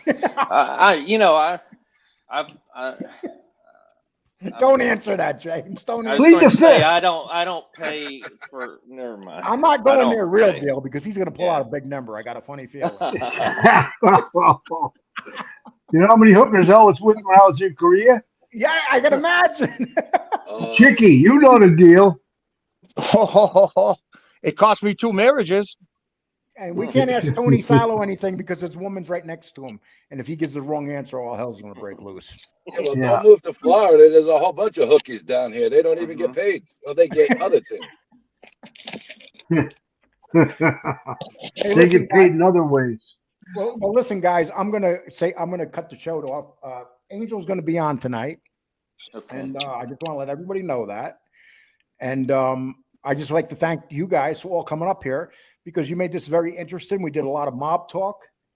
I got to speak to my future wife, Tony. Thank you very much. You got it, man. Joe, thank you for coming up here with your knowledge. You've surprised the hell out of me today. I didn't realize you had knowledge. Thank you, guys. Okay. Thank you, Joe. Chicky, real deal, and James, There of you course. go. So Yeah. I'm going to start booting you guys out, but thank you all. But listen, if Don't forget, James, tell Yeah. him to take care of that thing for me. Oh yeah, can you give Real Deal a wrench? oh, real deal doesn't have a wrench. Mm-mm. No. Now we're gonna get picky with wrenches. Come on, I got nothing. Hey, Tony, mind your own business. Okay, I got to get Finn. I don't know what happened. I think some of the wrenches went away or something. Or No, Finn Freak. I just gave a wrench to. yeah. Let me see who else up here. Thank you, guys. Yeah, thank Have you. a good night. It's dinner time Yeah. for me. I'll Okay, talk to you thank guys you, later. Joe. Thanks, guys. Thank you, Joey, I'll guys. talk to Take you care. after dinner. Tony. Facts, Yep. I'll I'll talk to take you care of later. that. And Tony, I'll take care of James. that Yep. wrench for you and real deal. Thank you both very much. Thank you, Lee. Joe, you All right, take good care. night, Have a nice guys. night.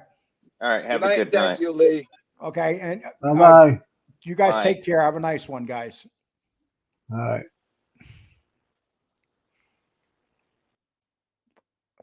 James, thank you for doing the show. I didn't expect all that mob talk tonight. Did you? Yeah, no, that was good. You know, honestly, I was impressed with Joe's knowledge of the mob. That's Well, really Joe knows a lot. Joe surprised Yeah. me. I always thought he was kind of an airhead. You know, No, he's most people on here think is Joe like kind of an airhead. So he's not your typical dumb blonde. But I mean, we do have honestly, there's a lot of people in our chat and that are subscribed to you that have good knowledge of the mob. That is true. Okay, I'm gonna give Real Deal. And I got you, Aegon. Okay. Real Deal has one. Yes. Okay. Okay, guys. If anybody else needs a wrench, I'll take care of it next time. I'll probably do a live in a couple days. This has been fun. Thank you all for a 2-hour show. Take care, people. And Please hit the like button, and if you haven't, and subscribe if you hadn't, and you can still yeah, we need 5 give a likes donation. to 100. Get us to 100 likes. We got Yeah. 95 right here. If you haven't hit the like, please hit the like. I'd appreciate it. Yeah. Okay, take care, my man. Yep. Take care. Thank you, everyone.